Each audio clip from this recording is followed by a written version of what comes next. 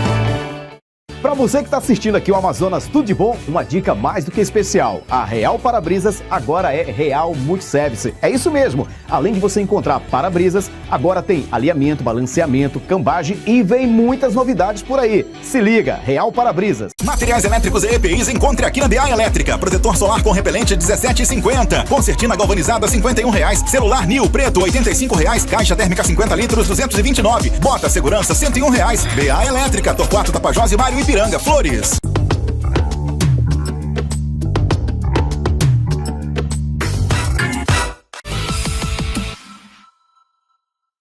Bom, antes de trazer a matéria, um abraço muito especial a todos aí que nos acompanham também no interior do estado, pelo Brasil e pelo mundo através das nossas redes sociais, tá bom? Um abraço de todo o coração a todos. E agora sim, vamos à tão esperada matéria com nada mais nada menos do que Iano Monteiro Júnior, abrindo a guarda e falando do início dos primórdios do nosso jiu-jitsu.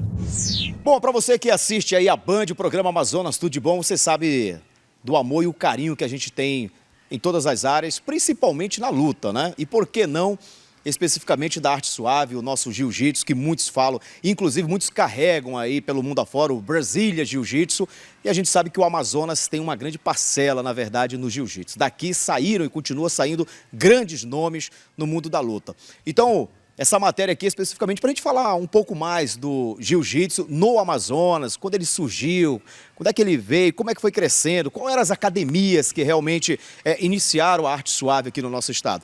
E aí, meu amigo, para falar, nós fomos direto na fonte, entre grandes nomes aqui da arte suave, como o Segadilha, o professor Guilherme também, são alunos, para você ter uma ideia, por exemplo, dele que carrega aí, meu amigo, o sobrenome Monteiro, que é muito forte. Mas, mestre, se a gente pudesse começar a falar sobre jiu-jitsu no estado do Amazonas, cara, como é que a gente poderia, por onde a gente começaria? Bom, é um prazer, um privilégio estar aqui na academia do Segadilha, do Matheus Segadilha, e ao lado dele, ao lado do Guilherme, de todos esses campeões aqui que estão emoldurando a gente, e estar falando com você e para o teu público. Eu queria dizer que é uma história de muita luta, a história que gerou a institucionalização do jiu-jitsu amazonense. Né? Nós, se formos falar do jiu-jitsu aqui no Amazonas, não podemos deixar de falar e homenagear o professor Reison Gracie, que na década de 70 esteve aqui no Amazonas, e estando no Amazonas deu o primeiro passo para buscar a institucionalização do jiu-jitsu com registro de papelada, de documentação, etc., né, com a finalidade de criar uma federação de jiu-jitsu e aí então desenvolver a arte suave aqui em nossa região. Ele ficou algum tempo, treinou alguns atletas que praticaram jiu-jitsu mesmo após a partida dele e voltou para o Rio de Janeiro.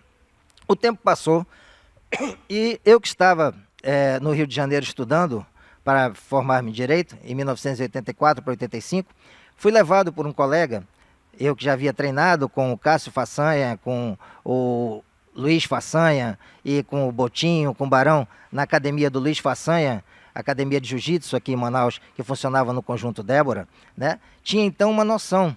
Havia treinado ao lado do Humberto Barbosa, ao lado do Paulo Ameba, ao lado do Serjão, do Amadeu, de muita gente boa, do Mineirinho, que foi ficando, dando sequência à vida deles, e nem todos continuaram trabalhando ou envolvidos com jiu-jitsu. Eu havia treinado na academia do Luiz Façanha, com os meus irmãos também, o Guto Monteiro, Fábio e Lúcio Monteiro, que mais jovens começaram ali, eu tinha por volta de 12 para 13 anos, e nós treinávamos naquela época, isso estamos falando aí na década de 80, iníciozinho de 80, muito jiu-jitsu sem kimono, que se assemelhava um pouco, né, à luta livre, e algumas alavancas ali, alguns movimentos do Muay Thai.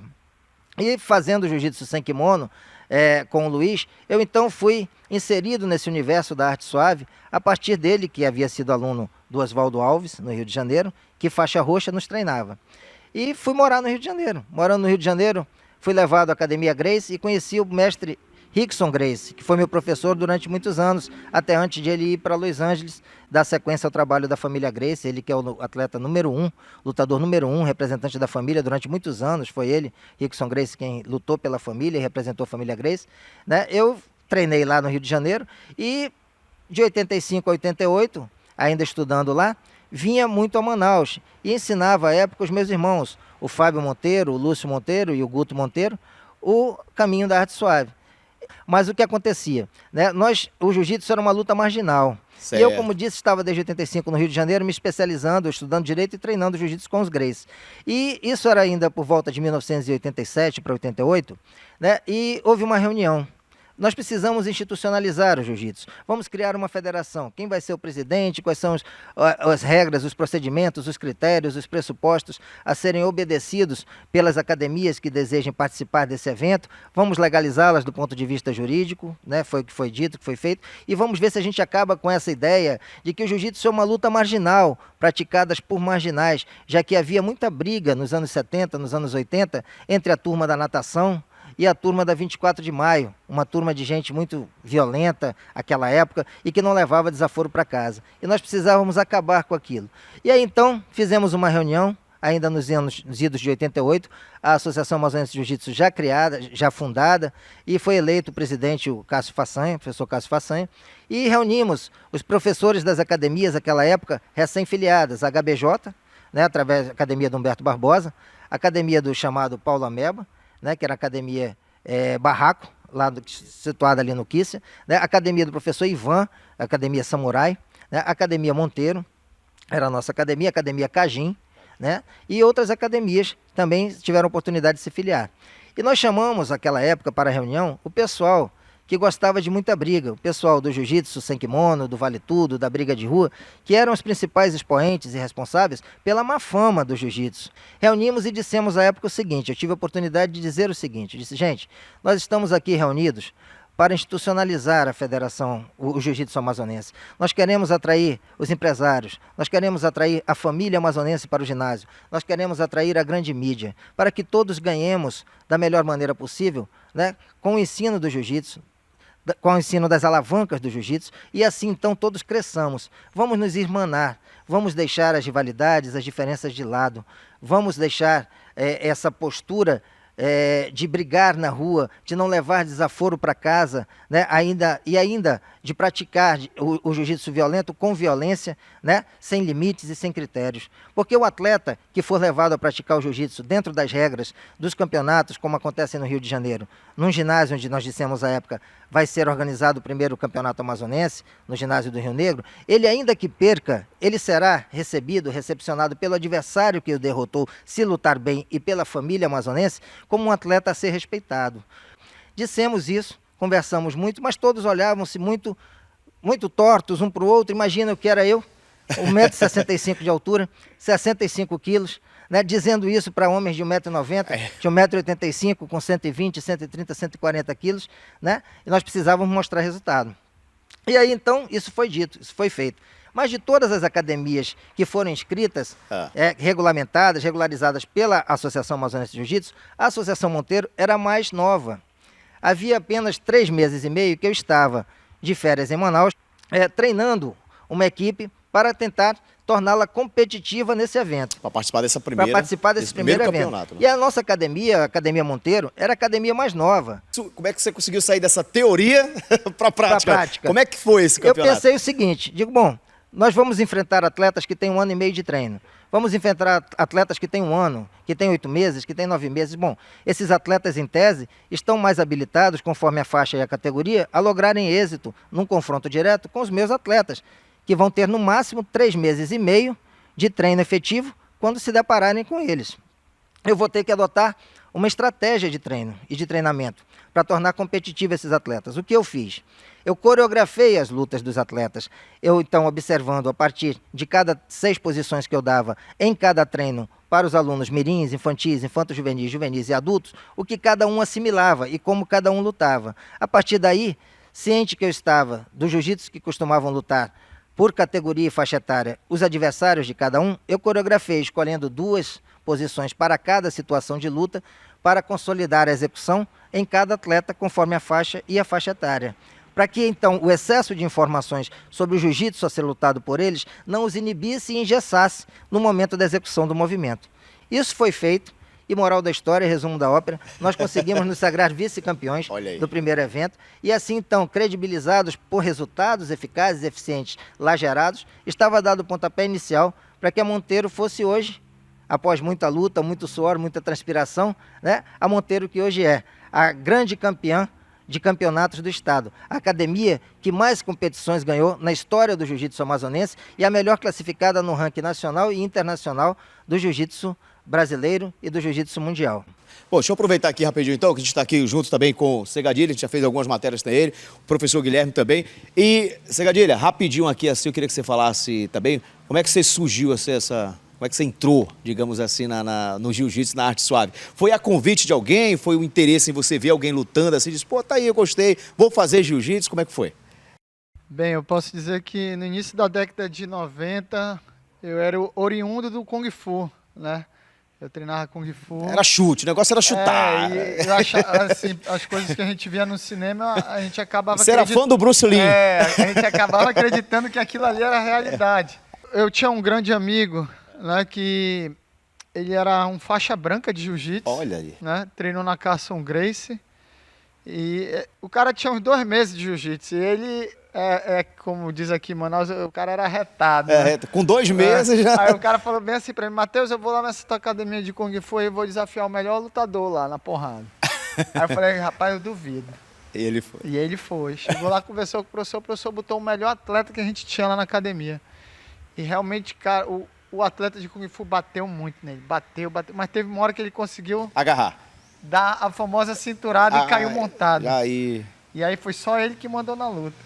E aí, naquela situação, eu já fiquei fascinado pelo jiu-jitsu. Eu falei, pô, o cara começou num dia desse, vem aqui, quebra um cara que tem não sei quanto tempo treinando com a gente. Foi quando eu conversei com meu pai sobre o jiu-jitsu. E aí meu pai falou bem assim, nós vamos fazer o seguinte, nós vamos assistir uma competição de jiu-jitsu e a academia que for campeã, você vai treinar nela. Olha. Então a gente assistiu, eu confesso que eu e ele, um olhava para o outro, a gente não entendia nada, porque, pô, como é que o cara embaixo, sendo amassado o tempo todo, ganhou a luta, a gente não entendia, né? Não entendia de regras também. Certo. Mas acabou que a Associação Monteiro foi a campeã. Então meu pai me levou lá, né? Ó, daqui a pouquinho também vamos saber um pouco da história aqui do professor Guilherme. Calma aí, meu amigo. Amazonas, tudo de bom, vai ao intervalo comercial, é rapidinho.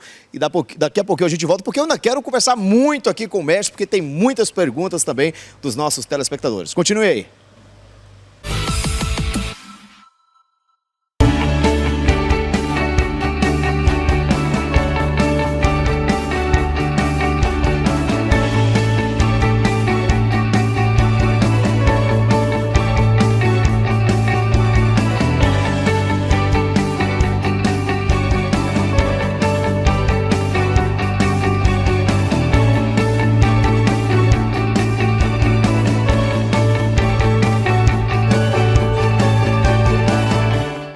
Elétricos e EPIs encontra aqui na BA Elétrica. Roçadeira gasolina R$520, placa solar fotovoltaico 527, lâmpada LED bulbo R$7, ducha Aqua Storm 219, kit poço 3 vezes de 1.150. BA Elétrica, Torquato, Tapajós e Mário Ipiranga, Flores.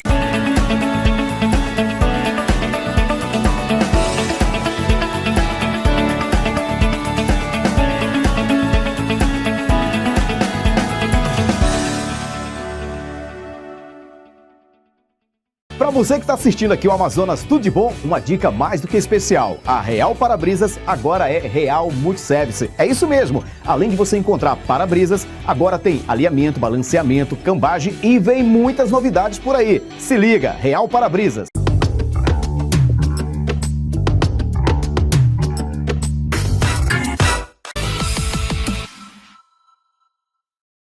De volta aqui, ó, direto pela tela da Band Amazonas Tudo de Bom, dando sequência desse papo mais do que especial. Bom, já ouvimos aqui várias histórias. Professor Guilherme também, eu queria fazer a mesma pergunta, assim como a gente conversou com o Segadilha. Como é que foi a sua entrada na arte suave e jiu-jitsu, e em especial também a Associação Monteiro? Vai ser assim um pouco engraçado falar um pouquinho da minha história do jiu-jitsu, porque vai ser praticamente igual à história do professor Matheus. Eu vim oriundo do judô. Eu morava no Rio de Janeiro, né, com meus pais, viemos para Manaus e desde pequeno eu fui do judô. E chegando em Manaus, eu creio que não deveriam haver muitas academias de judô, ou meu pai não conhecia muitas academias de judô, né, não tinha esse conhecimento ainda por sermos novos na cidade. E daí eu fiquei sem treinar muitos anos a arte marcial. E por coincidência também, como o professor Matheus, uma vez nós fomos assistir um campeonato de jiu-jitsu, né? Meu pai ficou interessado, que teve uma repercussão grande, e a Associação Monteiro também foi campeã, como falou o professor Matheus. E aí eu fiquei maravilhado com aquilo tudo, eu tinha vontade de retornar às artes marciais, e meu pai falou bem exatamente assim: bom, se essa é a academia campeã, é para lá que eu quero meu filho campeão. E foi realmente assim que aconteceu. E no outro dia, eu me lembro que eu me informei, já fazem 26 anos atrás isso, então eu fui com um dos irmãos Monteiro e falou: a academia abre 4 horas para começar o treino de 4, 4h30, né, mestre? E aí eu me lembro que 3 horas da tarde, meu pai me deixou na porta da academia, ela estava fechada ainda. E aí abriram os portões, eu ainda fiquei ali do lado de fora meio envergonhado. E cada atleta que ia entrando, um dos mestres falava: parabéns, campeão. Entrava outro: parabéns, campeão. Eu falei: não, é aqui mesmo que eu tenho que me instalar, porque é considerado como até hoje a fábrica dos campeões, a Associação Monteiro. Boa! Né? Mestre, 2 lições na história muito parecida, mas que eu achei muito interessante para a gente recapitular. O senhor, nos primórdios, né, o senhor falou assim: vamos moralizar, em outras palavras, vamos organizar, né, vamos fazer algo ficar certinho e correto. E a gente vê, através do esporte, o exemplo, né? Ou seja, é claro que os pais querem que os seus filhos sejam vencedores na vida, assim como vencedores no esporte. Então, a importância até do comportamento de um atleta dentro de uma competição. Você imagine só histórias dessas iguais, mas se em um campeonato o pai está levando o filho ali para conhecer aquela arte, conhecer, assistir aquilo ali, e vê um atleta que desrespeita o outro, xinga o árbitro, ou é desleal, digamos assim, já cria uma malha, esse esporte aí não é... Então é importante também a questão da boa, né? A boa convivência dos atletas, em especial nas competições também, né? Sim, foi um dos grandes desafios que nós tivemos, né? Como colocar, depois de realizado o primeiro campeonato amazonense, como colocar agora atletas, né, que começam a acirrar uma rivalidade que nós esperamos contribuir para que seja transmutada em rivalidade saudável, dentro do mesmo ambiente, sem que confusões aconteçam. Para que as famílias que lá estão não fiquem com uma referência em havendo confusões, nós tínhamos esse receio, de que o jiu-jitsu ainda é uma luta marginal.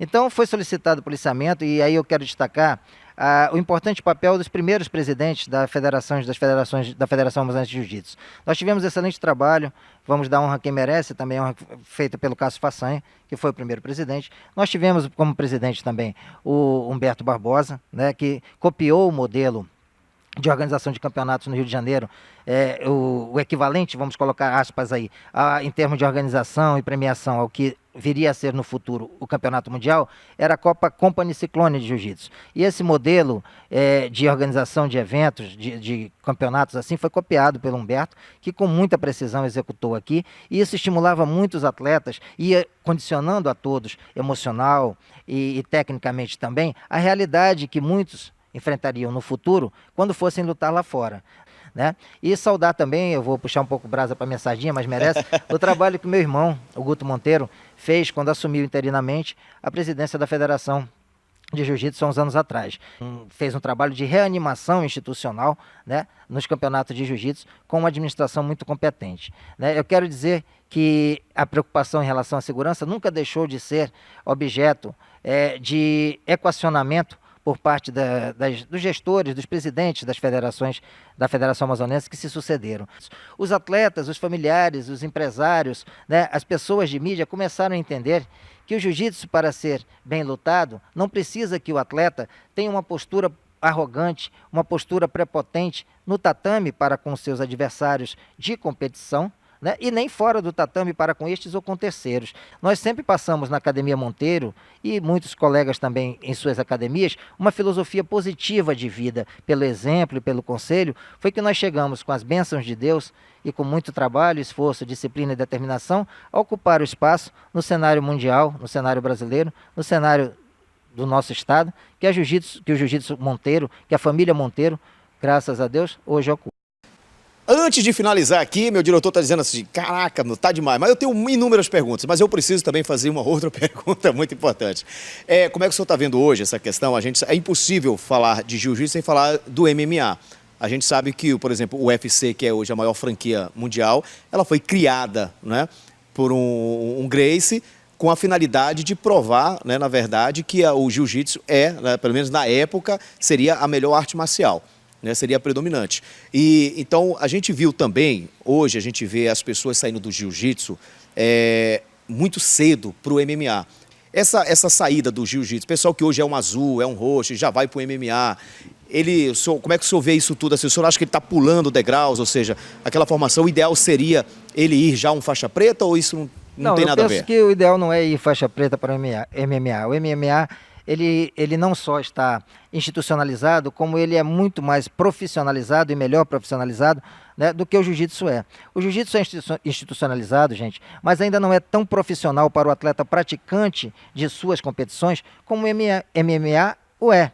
Então é natural que o atleta de jiu-jitsu, faixa azul, já quase faixa roxa ou faixa roxa, busque no MMA um trampolim para a sua projeção pessoal, para a melhoria da sua qualidade de vida e para o sustento seu e de sua família. Eu acho válido, sim. Agora, existem critérios e critérios, até porque muitos professores de MMA são alguns faixas pretas, faixas marrons de jiu-jitsu, né, que se aprimoraram e estão dando continuidade às técnicas do jiu-jitsu, somando ao jiu-jitsu, o MMA que eles ensinam.